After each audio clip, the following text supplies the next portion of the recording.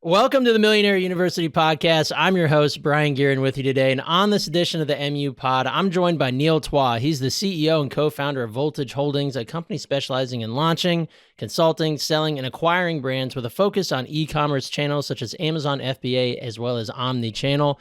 And since 2012, he's launched five plus personal brands. He's generated tens of millions of revenues as an 8-figure seller. That's incredible. He's also assisted in the growth of 1,000 plus others through consulting, coaching, mentoring alongside his business partner in the Voltage team. And guys, to round it out, he is also the author of Almost Automated Income with FBA. Neil, I guess I could keep rattling for 10 minutes on there, but I'm going to just go ahead and welcome you to the show. Yeah, that's going to bore everybody else.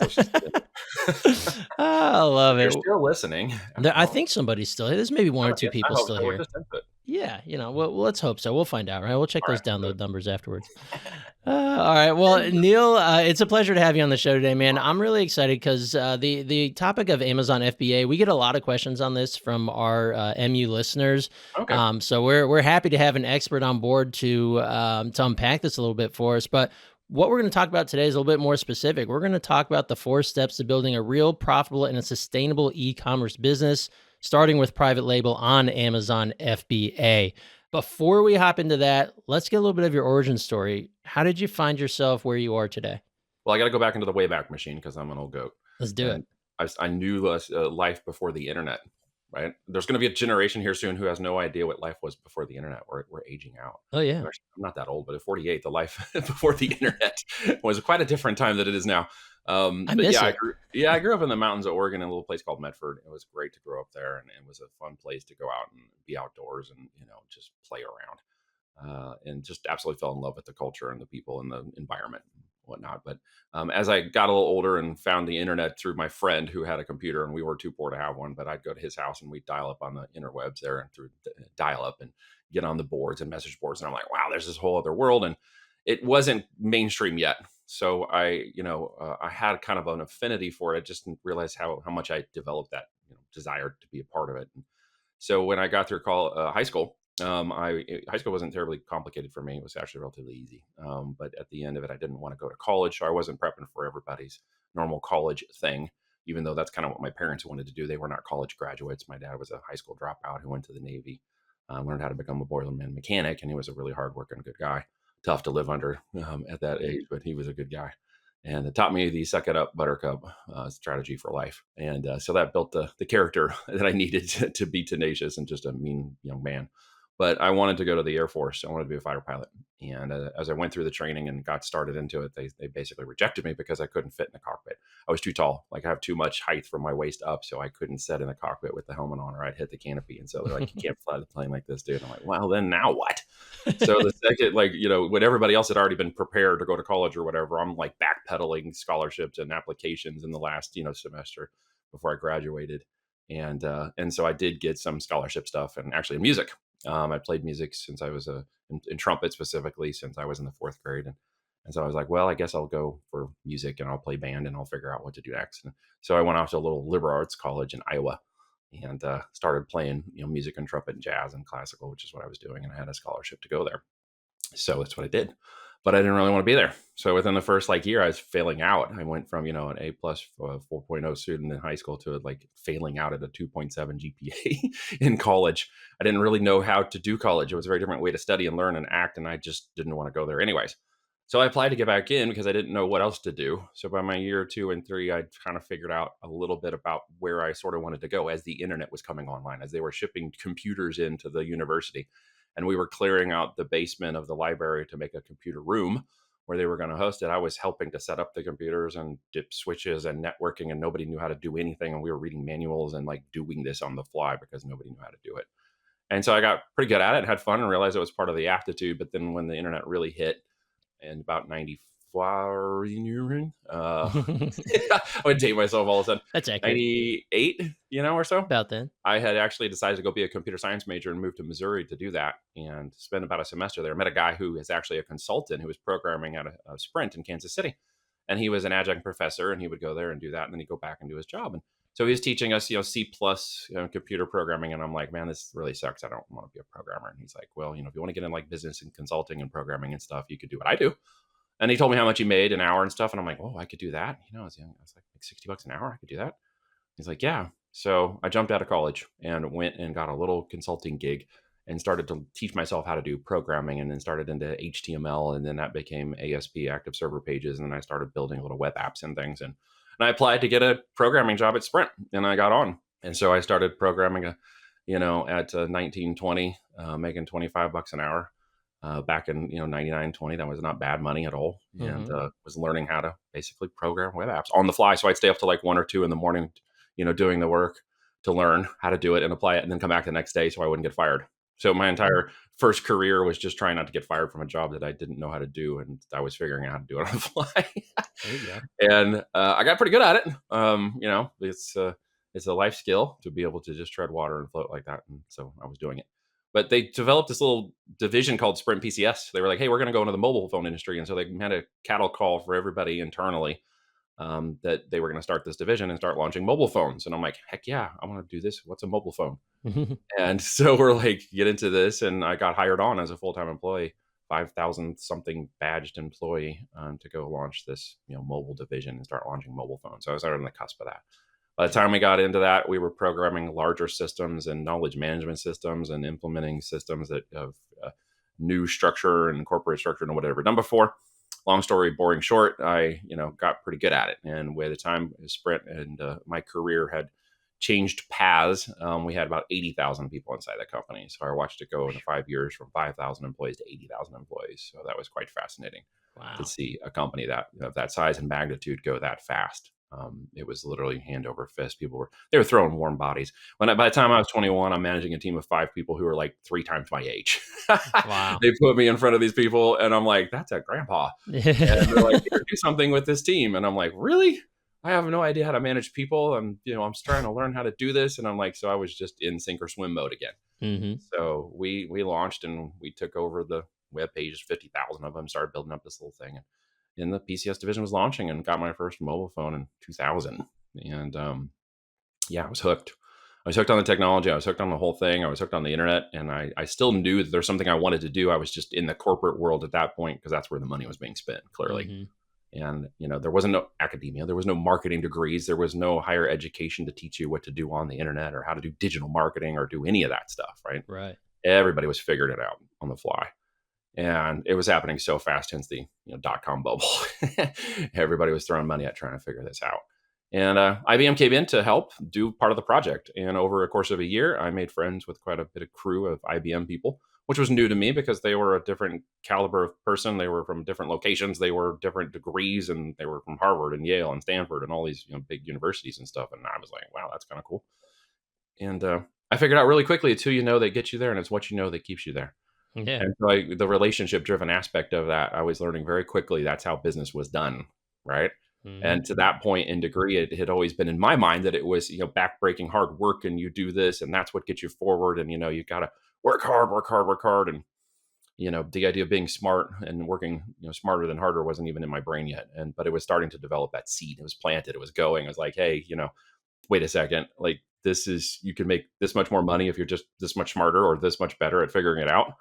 And so that's where I fit. I just kind of fit into the middle of that. And I was like, that's where I landed. That was my place. And so I stuck there and made friends with one of the partners at IBM. And after we saw the project and did the work and helped him out and just got in the middle of it, he says, hey, there's a job at IBM. You want to come check it out? Well, little did I know he'd already set up the interview. He'd already set up staged it up. And it took me longer to fly out to Armonk, New York to do the interview. It took 20 minutes and then fly back. Then it took the whole process be done. And so I was in IBM, no degree, just experience. And now I'm working for IBM, which was quite fascinating. So now I had a laptop and a cell phone and a corporate credit card, and it was like, go, which was a new experience too, because now I was on the road and traveling different locations and business and developing projects and working again in the development of knowledge and management of knowledge inside these corporations. That's what I was doing.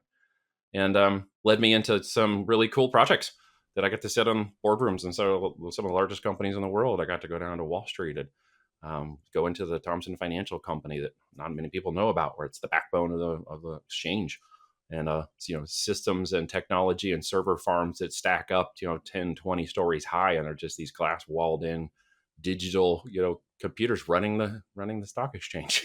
Like, wow. mind blown, and just Yeah. these environments that I got to go into, I never would have got into personally. And here I am floating in and out of these large corporations all over the world. And it was quite fascinating for a young guy in my early 20s to be doing all that, and realizing so much about business so fast, and just getting a deep ingrained understanding of how business is done at certain levels. And then I realized there were certain levels within those companies. To get to that certain level, you had to compromise certain beliefs or structures or family or other things. And that's when I started to realize this wasn't for me. I was reaching the ceiling because I wasn't willing to do those things. I wasn't willing to take the corporate credit card and do an entertainment, on Friday with clients or other people, because I didn't want to go those places. Right. And so when it started to compromise values and beliefs, I was like, well, this may not be for me anymore. And I don't think I want to keep climbing this corporate ladder if that's the way this has to get done. And thankfully, that crossed paths in 2007, and I fired the man and burned the boats and got out when they said, your division's going to Argentina. If you want to, you'll go there. You're welcome to go there. If not, you got to find a new job inside of IBM somewhere. Good luck. Or, take an early severance, early retirement, and you can leave. Those are your options. And I had just asked my wife to marry me in 2007. We were going to get married in March. And by June, I was out of a job and we were newly married. Oh, and we were like, okay, sink or swim. She has a degree, a BSN, and is an RN. And so she was working and out of school and looking for employment and doing that stuff. So we had her income. We just didn't have my income anymore. And then we found out we were pregnant in September of that year too. So it was a new business, new marriage, and we're pregnant all in 1 year. And then discovered in December of that year that the pregnancy had taken quite a toll on her and she had to go on bed rest. So then she wasn't working anymore either and was running off her PTO hours. And so we were down to no income with a new business and a new family. So not recommended, but I was into challenges.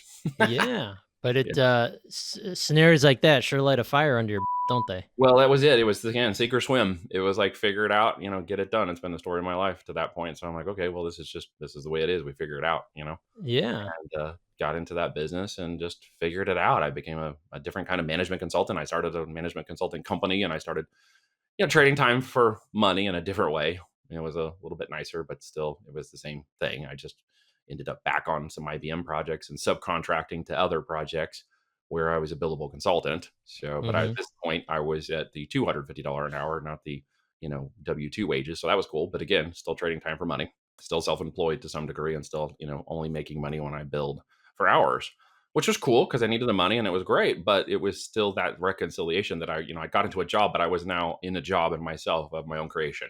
Which I think a lot of new entrepreneurial people struggle with when they realize, the way to make money in business is to learn how to create force multipliers out of not just yourself, but the business and its brand and what you're doing, and not just multiply yourself out of force. Right. And I had not understood that and made it very difficult on myself for the first 3 or 4 or 5 years until I hired a mentor. And the mentor, basically the mentor was kind of like my life raft. It was kind of like, I think the phrase that comes to mind was, when the student is ready, the mentor will appear. And you just have to know that that's what you got to grasp onto. And I'm like, I'm willing to spend time with you. I'm going to go with you. I'll pay you money. It's like, whatever I need your input. I need your guidance. I need your help. Like, you have to help me with this. And he was kind and gracious enough to do that, and taught me some really valuable life lessons in the development of business, specifically that sales fixes everything. Right. Yeah. Don't be a used car salesman, but sales fixes everything. You have to learn to sell. You have to be tenacious with your selling. You have to be tenacious with your follow-up. You have to find and qualify the right people, not just every person. And you have to really learn to, give them what's in it for them while not taking what's in it for you out of the equation. And then you have to deliver the results. Whatever you do, you must deliver the results. If you can create that engine, it will become a perpetual machine. And so he really beat that into my head because I'd never truly understood that yet. Right? Yeah. I realized the engine required to run a business as an entrepreneurial person is very different than any kind of corporate or structure you put yourself in that feels, somewhat safe until they call your number. But it also has all these other mechanisms you don't have to be. Like, I don't have to be the accountant. I don't have to be the bookkeeper. I don't have to be the person that, deals with the credit cards. They pay them off. I don't have to be the person that does certain aspects of the finances. Right. And the management and the oversight of all that, and the business development, and the lead page guy, and the window washer, and the guy that does the dishes, and the one that mows the lawn. It's like, yeah, and go change the diapers while you're at it. all of that, changing diapers, because then by that point we had our second child, and then our third child, and in 4.5 years we had 4 children. So in Yeah. that 4.5 years after I started my business, I had 4 young kids under the age of 5 Yeah. as well, and a wife struggling with some very significant medical issues on top of that. So I was both a primary caregiver and dad, and in some cases, mom. And we had some very significant issues with her health at one point, and she had to go have a full hysterectomy after the fourth child. And unfortunately, the cauterizing machine failed, and she ended up having some major complications in the hospital. They ended up overdosing her on morphine, and she coded out in front of us. And I watched her die once, and then they brought her back, and then they took her in for emergency surgery. She had 3 of them in 36 hours. She died once again on the table when they resuscitated her during that process. And so there I was with a guy and barely any business and a wife who was dying in the hospital and 4 kids having to 3-day period there where I thought, well, I'm going to be a single dad with 4 young kids. Now what? 4 young daughters too, which makes it, in my mind, it made it even more difficult to reconcile. Thank God she is safe and she recovered and it didn't end up, fully killing her. They did die twice. I can laugh about it now. It wasn't funny then. Like it was not Yeah. funny at that point, but I can laugh about it now because it was such a long time ago. But it was a definite change in the mindset and mentality of me as a person who was in business. Like these life events didn't define me out of fear and going backwards and trying to desperately pull for the world to save me. It was more like purpose driven value had changed. My family had changed. Now the dynamic and this health issue and crisis that we were dealing with and these young daughters had changed my perspective on what value was. The value now was my family. It was no longer the business. You understand what I'm Yeah. saying? Like it had inverted in that process. And when it inverted, the purpose of everything that I was doing changed. And while it wasn't fully recognized in that moment, it still took years later and a couple of major, challenges in business for me to fully understand what that actually meant in what I was trying to do with this whole business. And it Hmm. actually defined it into, I know a lot of people say lifestyle businesses, but they don't always live it all the way through their children and down. And that's not something I wanted to be as a person. It's not that I didn't want the hypocrisy of, I do one thing and my family does something different. I want this whole thing to be one unified and, glorious purpose, if you will. That was my goal. That was my objective. That was what I wanted out of business. And I got it. It took me 17 years Yeah. to do it. But I homeschool my girls with my wife. We live on our 50-acre country homestead out here. We run a multi, divisional business. We've got a lot of business that we're doing now. And I run it as a lifestyle. And my kids get to be a part of it. And as they've gotten older, they're doing their own entrepreneurial things. And my 16-year-old is learning how to do business at levels that most college people will never understand. Hmm. And this is my opportunity now to pour that back into others and be able to show them how to create a lifestyle driven business in which the business goes ahead of you and makes money 24/7, 365, even when you're sleeping. And you can have purpose and value over profits while still getting the profits. And this, change that I learned is something that I really want people to understand because they get in business and they think it's all profit driven. Like if I just make that profit, if I have that big opportunity, then my Lambo and my jets and my kids, and they think about where it is going to be when those things occur. And they actually don't start the process of it here in their walk first to gain that. They got it inverted. So Hmm. those are some of the things that focus on the topics that we brought up in terms of the steps, because people tend to get the steps about building an e-commerce business wrong, the same way they get the steps backwards about the purpose-driven value of what they're doing and who they're serving, and then the profits come from that. So in this same stepping stone of what we do with the business in terms of an e-commerce startup, what the heck do you sell is the first thing that everybody has a question about, right? I remember it was one of the first things that came up with a guy I was consulting back when I started the consulting side of our business, and got on an hour-long call and did the whole thing. And, hey, great, you're going to get this awesome product or whatever. And I remember him looking at me on the phone. He's like, but what the blank do I sell? Like he didn't get it. And this goes back to that sales fixes everything mantra that I was ingrained in me. And so I'm like, well, I didn't explain that very well to him. So we need to come up with a process that defines that. So we came up with metrics and process we call a green light process. And it literally gets down to whatever you want to sell, you should be able to sell to anybody in a box, right? It just gets down to understanding who they are, what they're doing, what's in it for them, what they're willing to pay for it, and making sure that you do it profitably. And so that means that you could literally sell anything. And with that, I discovered in the 2000 era, Amazon, through a process of determining how to create my own physical product brand. Like I had gone through the marketing and the digital marketing and all that stuff, and then realized, hey, for me personally, maybe it was age thing, maybe it was just understanding or aptitude towards the business. I actually wanted to see a physical product, not just a purely digital product. You know what I'm saying? So Hmm. like there was online, there was digital in the thing with Amazon, or even selling your own website and selling your own products. was cool, but a pure digital play seemed hollow. It didn't quite fit the purpose and value outcome for me. So I wanted to see tangible products as a part of that. And I didn't have that yet. So I went on the process of trying to figure out how to do that. Like manufacturing, didn't know about it, warehousing and retail and all this, didn't know about that either. But I knew about digital marketing. I knew about avatars. I knew about building businesses and selling people. And I was like, okay, well, I can figure this out. And I landed on Amazon. And one of the reasons why I really landed on it is a friend of mine invited me to take a look at what he was doing. And I had no idea there was this thing called Fulfilled by Amazon, what is known today as FBA, which it turns out was just a company that Amazon bought, a logistics and freight management company. Then they rebranded it as FBA, and they did that so they could take over control of their logistics and supply chain to the customer. When they were flipping books and Jeff Bezos decided, well, I want to sell all things to all people in 30 seconds or less. Well, they needed the infrastructure. So he convinced all his shareholders to put in $15 billion, and they went to building this large infrastructure, and they bought a company to help them get it off the ground. And so I was right in the early cusp of that change in Amazon, and I saw the way the physical products and stuff would move and realized, well, I can move all the product through their system. It's sort of automated. I don't have to manage the products. I don't ship it from my garage. Like it's not eBay, right? Yeah. It's not like garage sales and crap. It's like, hey, they ship real, physical products, brand new to the customer. This is so cool. I can see them. I can see how this is going. And I kind of got into that moment of opportunity that all of us do when we're in a place long enough to see opportunity. It will happen a little bit of luck, right? And I happened to be there right in the early days of when that was exploding. And we got to our first 7-figure brand in 2014. Wow.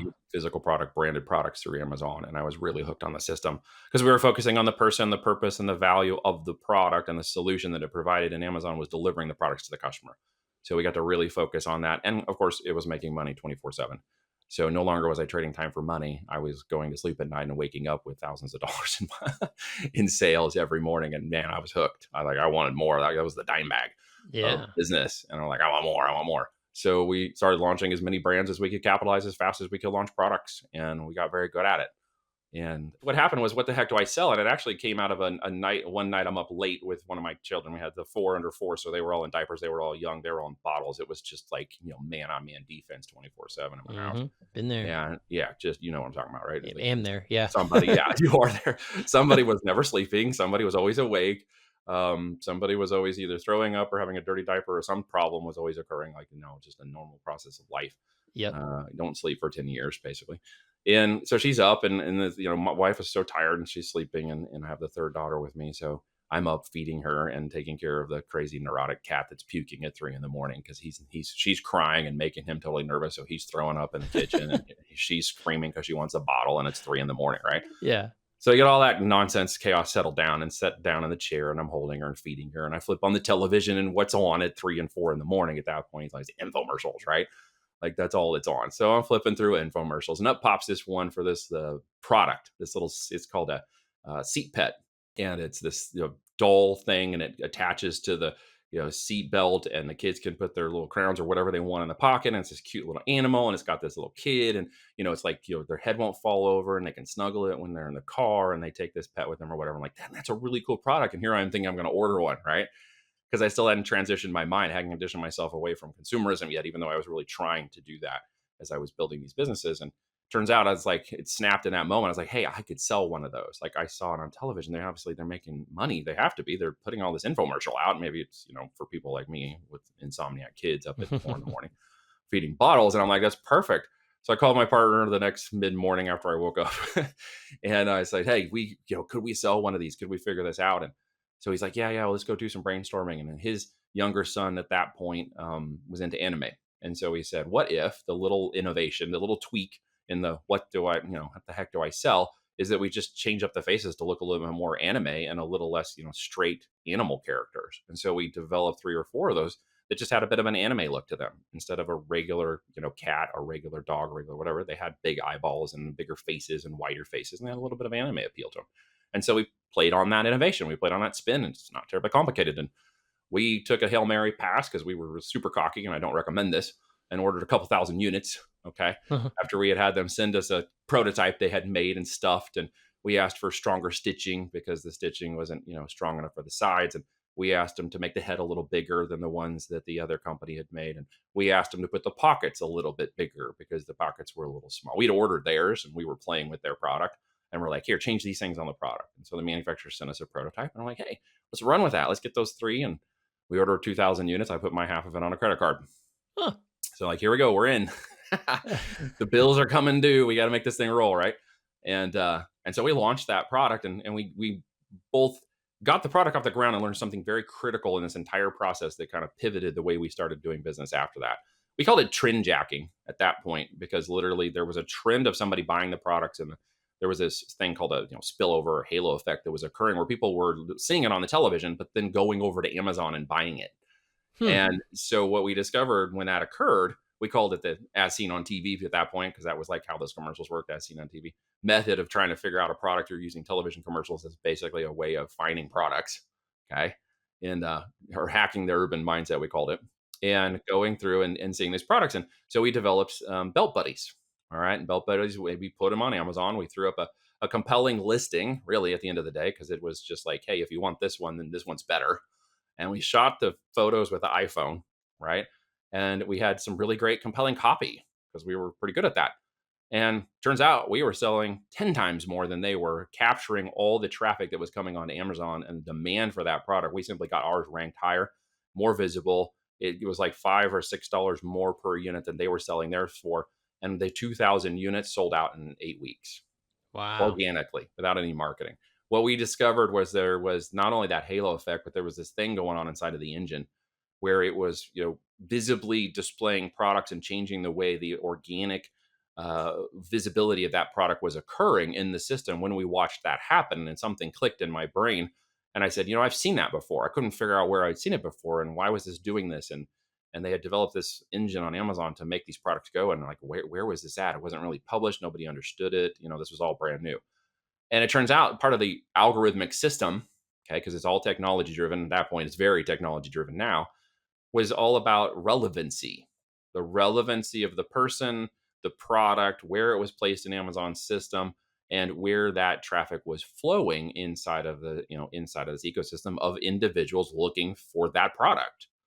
Right. So from the top down, the commercial down, there was a specific channel of literal data flowing like a river. But Amazon, we call Amazon a river, right? But it's also this big tree of data. And in this big tree of data, they've categorized and created what's called a taxonomy of that data. So boring technical stuff. But in essence, it's where that product lived in the system that created certain relevancy to somebody who's looking at it, a mom or a dad who wanted their kid to be safe, who didn't want their head to be cocked to the side, who wanted to give them a cute doll that they could ride in a car with. And it was also make a great gift if grandma or grandpa wanted to get them one, or somebody else. And that was kind of the driving mechanism of that customer avatar. So we really dialed into it. We ordered another 2,000 units and another 2,000 units. And all of a sudden these things were just flying off the shelf. And here we were with a 7-figure toy brand selling, stuffed animals. Wow. And it just took off, and so many things clicked. And the thing that I realized was I had developed some of that stuff at IBM. When I was on a particular project for over a year, I worked at Armonk in New York, which is their patent headquarters center.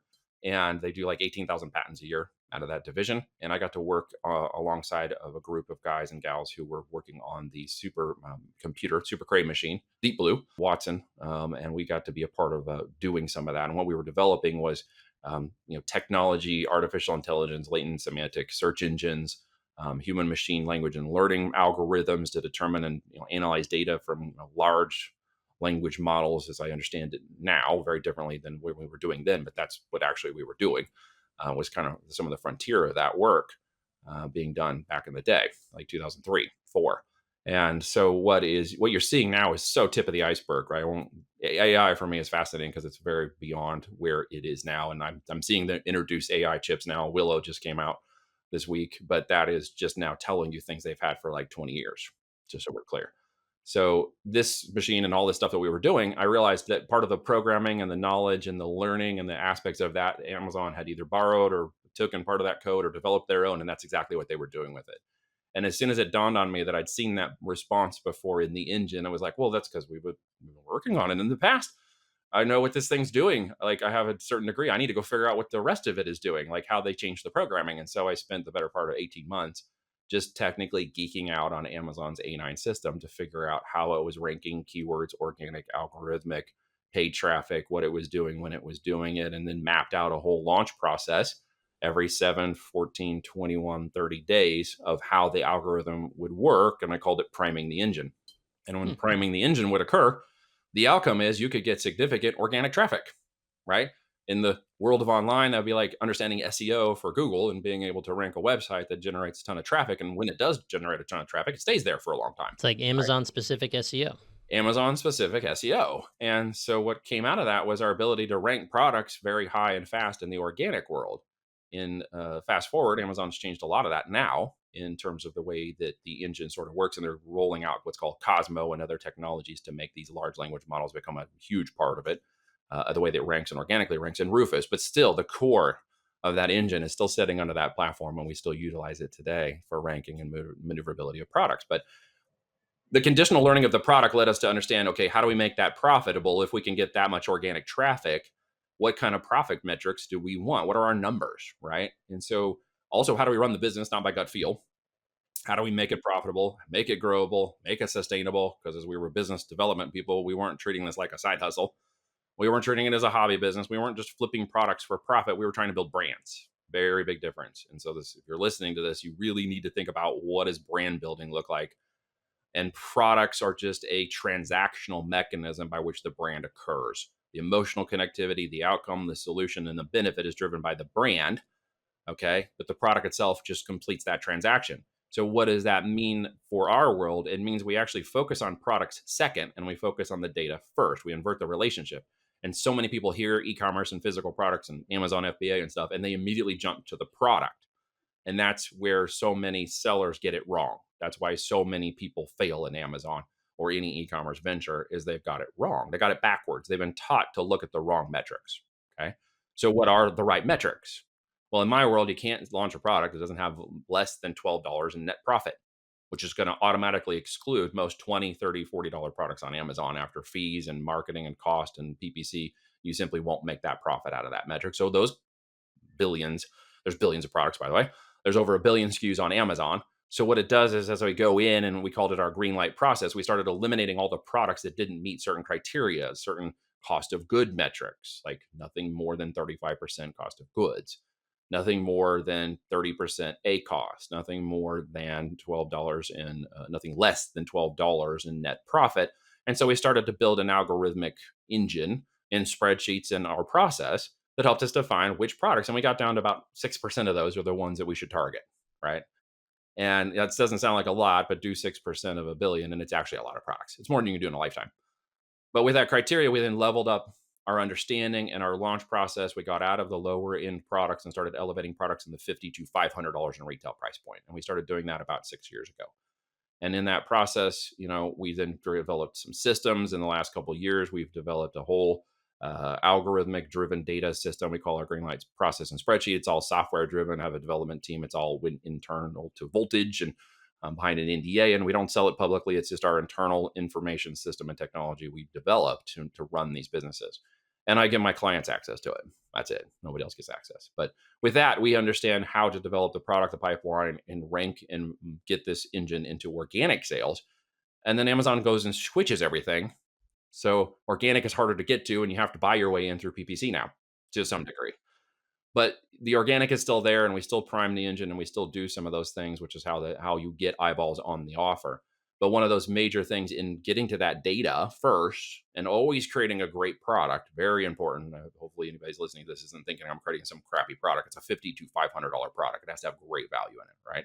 Has to be a great product. Can't break in the first 5 minutes, has to have some innovation changes to it, not inventions, but slight changes to make its value proposition unique, a unique selling position.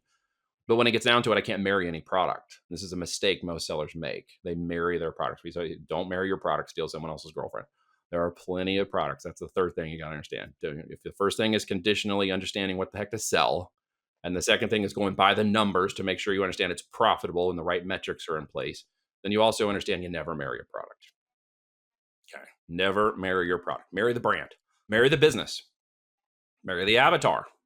Okay.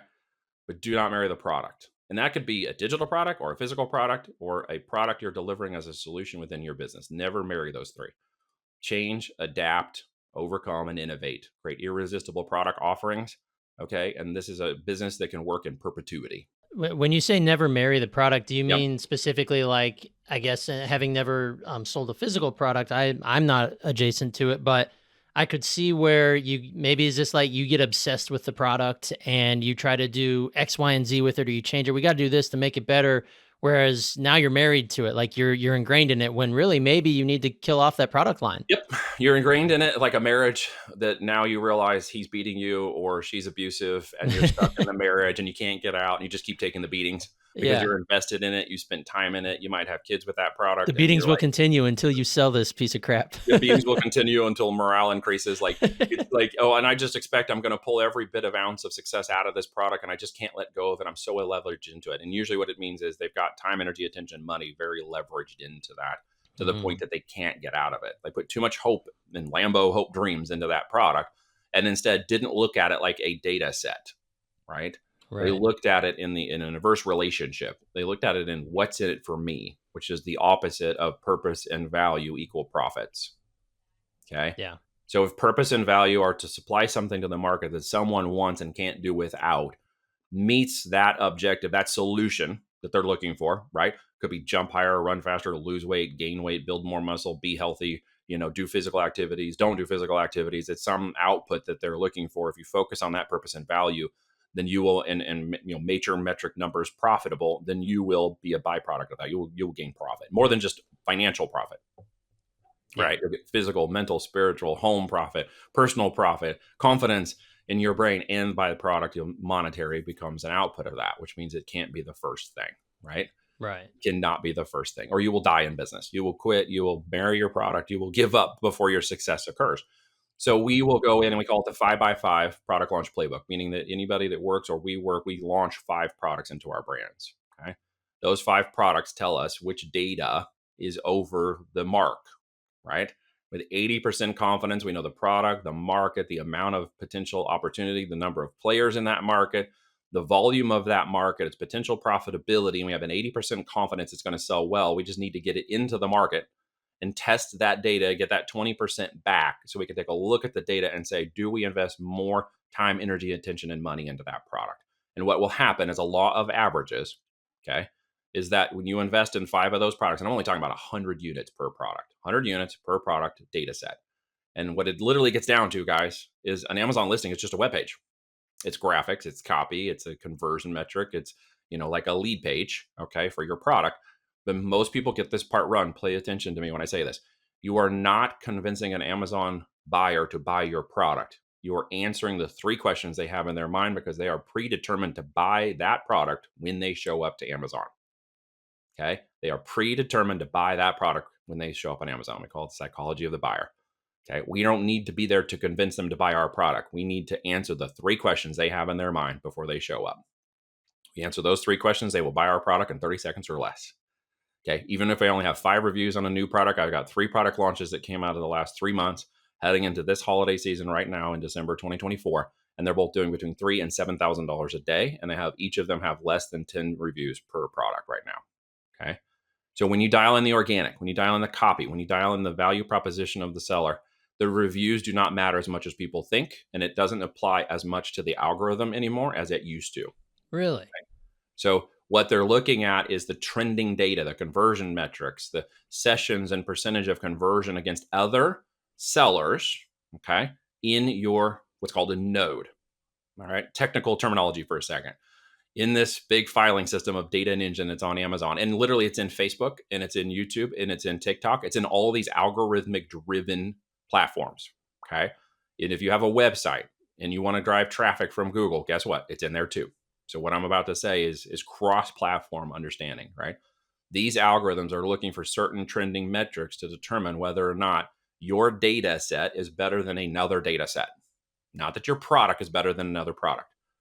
You understand what I'm saying? People get this so wrong. They focus too much R&D and time on the product and not enough on the data, because this is all data driven. It always has been. And that's one of the myths of these hopium course guru YouTube Lambo mindset goofballs is to get you all focused on the product when in actuality they don't know about the data. They somehow hit a product and then sold you a course, but haven't really repeated it on scale and done it for 17 years and had any experience doing it at the scale. And so they sell you a course. I'm going to just give you a course right now. you take it for free and skip it. Okay. When you find that data and find that product, there's a thing called a node on Amazon. And in that node is where brands play. And in that brand play node, all right, which is just a technical term in this big filing system. Okay. If you think about the filing system like a tree, all right, categories and departments are the big, branches and the big bottom of the tree. The trunk, good Lord. The trunk, the categories and departments are above that subcategories. And then as you get out to the leaves, okay, those are the nodes. There's a lot of nodes, okay? But in those nodes are where brands play, not where all the regular sellers plays, where brand to brand competition occurs. And so when we target a particular product in a node on Amazon, believe it or not, we are only competing with 5 to 10 sellers, and that's it. Billion product SKUs, 8,600 units a minute, all of these sellers, 2.5 million of them, and we are actually only competing with 6 to 10 of them, roughly 5 to 10 of them. Okay. In that node for our product, for a total search volume, okay, of that product, that individual product every year. And the search volumes on Amazon are ridiculous. So if you go in and get some of these keywords for, say, air mattress, it's like 37 million, searches a year, somewhere around that line, if I'm not mistaken. So in that, there's 37 million people looking for just air mattresses, just one product. 37 million people a year are searching for that product. I only need 1% of that market share to buy my product to become a multi-7-figure business in this marketplace. And the numbers are astronomical. People overthink them and overcomplicate them. And they think, well, I need all of this effort. In actuality, you just need all of this focus.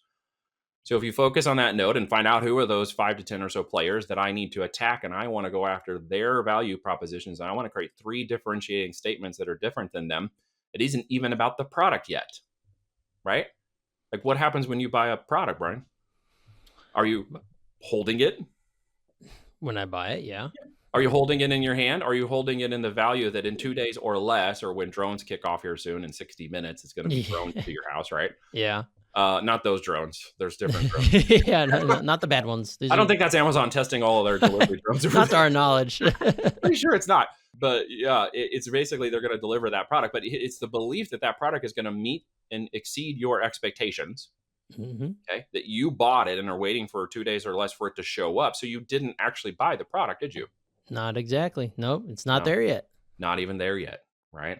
You bought the belief in that product. So what is the product doing? It's actually completing the transactional expectation that I was set to give you when you exchange that product for money with me. It's a faith-based move, right?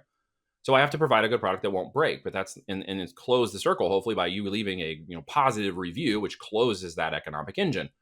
But in actuality, what I need to do is outmaneuver my competition by convincing them that my product is better than yours. So we're in the digital marketing space at the end of the day that happened to let a physical product be delivered by an engine, okay, a $15-20 billion ecosystem delivers the product. That's what it does, right?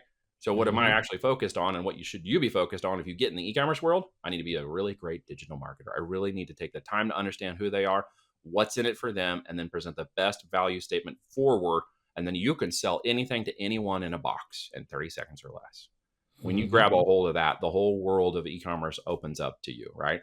And then the benefits of it too, because as a physical product inventory-based business model, we can write it off, we can depreciate the assets, we take transitory fiat currency into a physical asset, okay? And that physical asset could be worth 10 times what we bought it for. So instead of just holding it in the bank, we're translating into a physical asset, okay, that's worth. Right. By the way, the second oldest profession in the world is product. Okay. You know what the first one is, right? It starts with a P, right? Yeah, we're not. Yeah. We're doing it for products, but it's the second. I mean, all product movement has ever been a trading, bartering, and selling of goods, right? It's the second oldest profession. E-commerce is just a mechanism by which it's delivered. And with the systems of, infrastructure, warehousing, people, technology that I don't own, hire, or manage, I simply leverage that system, pay to get access to it, and then it does the rest of it. So with that, I'm just focused on what product and brand is trending or available, or I can develop profitably into a market space, not marry the one until I find exactly which one the customer wants to buy the most from me, okay? And then deliver that product to them in volume as fast as I can and let the algorithmic engines push me through like an avalanche. It becomes like a snowball rolling downhill, and it will become an avalanche of opportunity when you do that. And all of that rolls into what we call our platinum principle, which is building in this mechanism, like I just explained. These products and businesses are worth more in the end than at any time during the business building phase. As you build them up and cash flow them, remember, revenue is vanity, profit is sanity, and cash flow is king. And that is the value statement of an e-commerce driven business model. But make no mistake, for anybody who's listening to this, you can't capitalize an e-commerce physical product business for a few $1,000s. Okay. You can test products for a few $1,000s. But when the business says go, when the organic takes off, when you do it right and meet the answers to that questions, you have to capitalize the physical inventory. And that's where most people miss this boat and go out and maybe hit a product and get things going 6 and 8 months and can't do the necessary capitalization of that inventory, and their business dies off. They can't get the $10,000, $100,000, $50,000, $100,000 or whatever is required by the business to reach the next level of inventory capitalization. And for those who can, they will win in the end, just so we're very clear. And that business is a saleable asset. As you grow that business 3-5 years out, okay, we actually look to acquire that company. So anybody who works with me can help start the business or grow an existing one. And then 3 to 5 years working with us, they become the exit and we become the exiter. So at that point, I have a first right of refusal to buy my clients' businesses from them. So as I help them build, they build under our structure, they become profitable.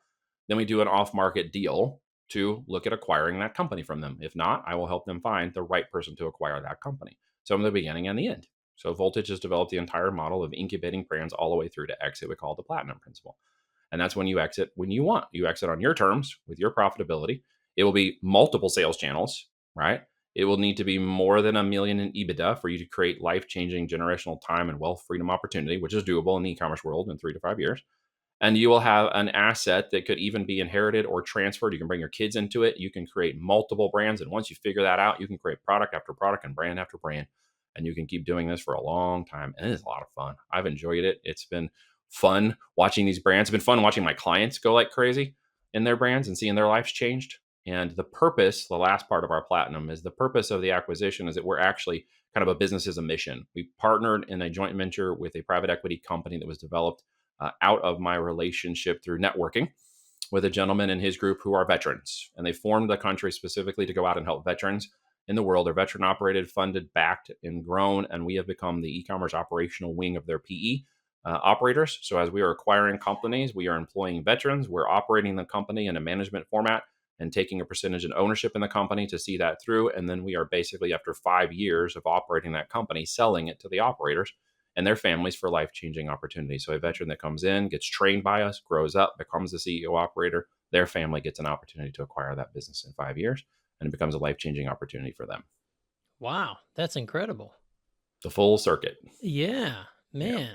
Oh my goodness. Okay, so that's that's where it all comes back around to doing something with incredible purpose with this awesome. I mean, you've got a heck of a flywheel of a business operation here. It's moving along. Well, it's 17 years to an overnight success. Yeah, right. Woke up one morning and 17 years later, here you are. I haven't slept much of that. So, with all these young kids, it went pretty fast. Yeah. Wow. But now we empower others to get involved. And I love, the veteran aspect of it. We're under LOI with 2 companies. The third one's about to go LOI. We have taken the better part of a year to get to this place where we're ready to acquire these companies. We've got 4 on deck. 3, as I mentioned, are moving.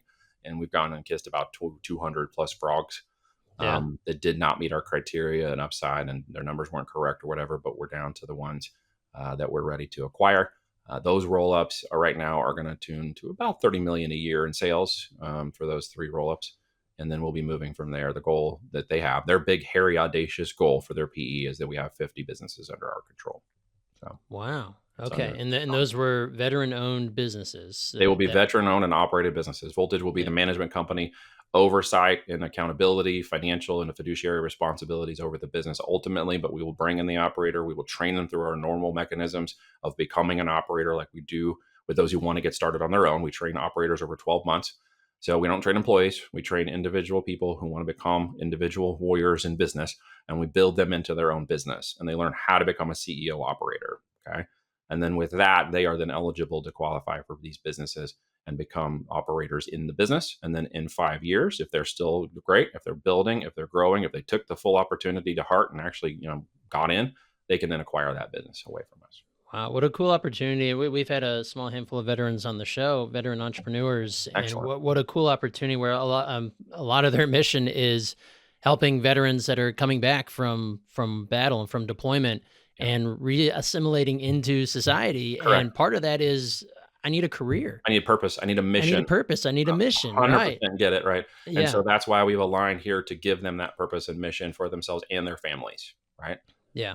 In that capacity, and do our best to chip away at the suicide rate or anything else from PTSD or issues with that to help them along the way. So Patriot Growth Capital is a full organization of support around the families and the people that are involved in that. And out of that growth metric, what they're doing, their events, everything they're doing already, we're raising up warrior operators, if you will, out of there to come run these companies with us.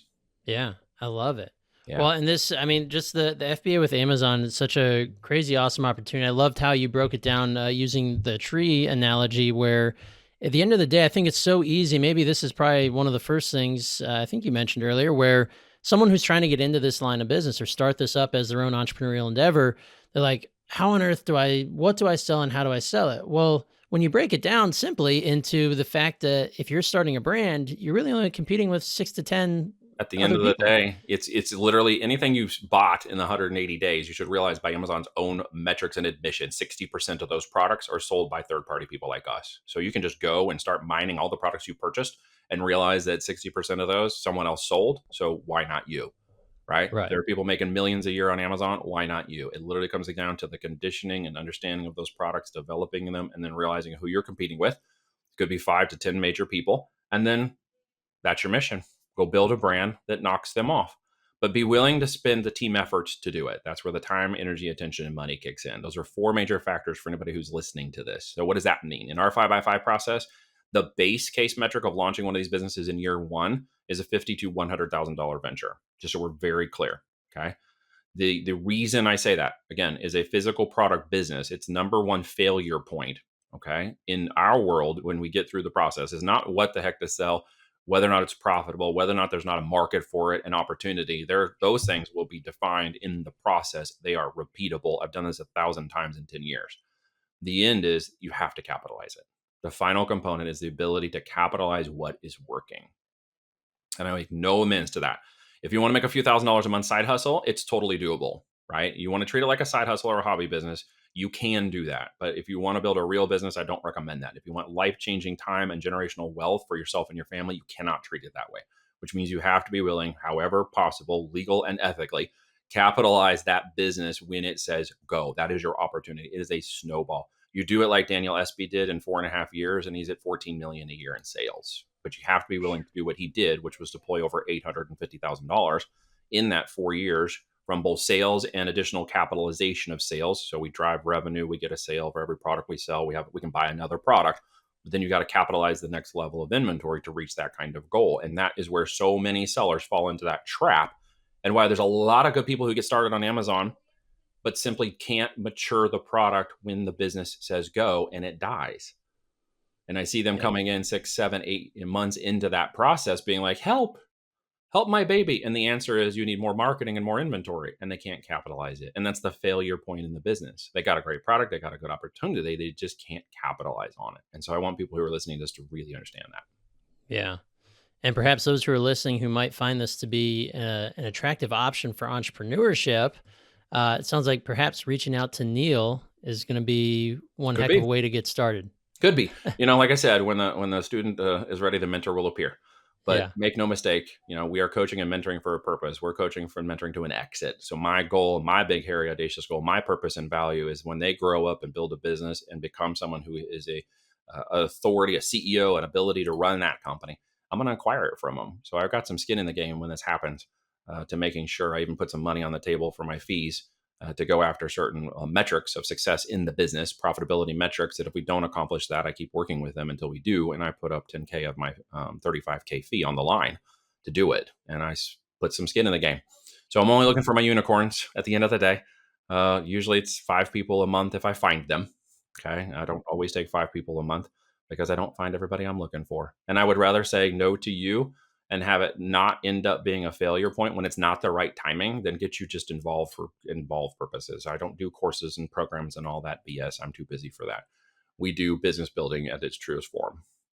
I love it. I love it. Well, Neil, I think we could probably go for another 2 hours today, Yeah, but I'm gonna get in trouble if we do that. So, you've let me go uh, and riff for an entire. How long have we been doing this now? yeah, we're 55 minutes in here. Wow, dude, So, I didn't realize I was talking that much. no, this is fantastic. There's been so much golden knowledge that you've been spewing here. I absolutely love it. But we'll probably have to land the plane here, and I promise this is a fighter jet you could fit in, you and your giant torso. So, Dang it. w- I tried to go back and get my pilot's license and it was too slow. Isn't that funny? Like, yeah, I'm like, I knew I had to get a little older and get a little more mature. And my wife and I made an agreement that I would stop the pilot training until, my youngest daughter turns 18. And so when she does, I'll go back. But the life has slowed down a little bit. My mind has slowed down. So it'll probably be just as fast as I need it to be there when you I go. start my training here in another few years.